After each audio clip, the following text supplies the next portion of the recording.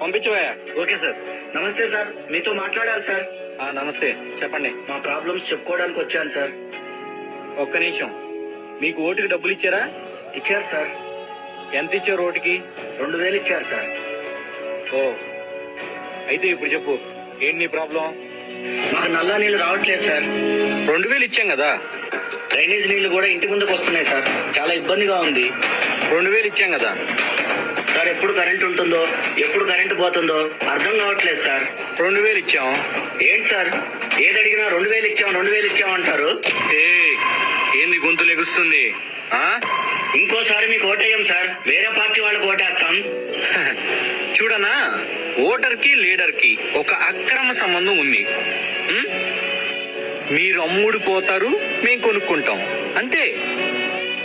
మీకు మేము 2000 ఇస్తాం, మీరు మాకు 5 ఏళ్ళు ఇస్తారు. ఓకే, అంతే.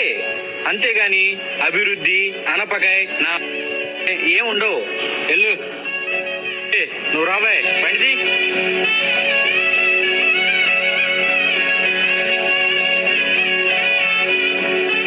మారాల్సింది నాయకులు కాదు, ఓటర్లు. అంటే మనం డబ్బులు తీసుకొని ఓట్లేస్తే దేశం పరిస్థితి ఇలానే ఉంటుంది.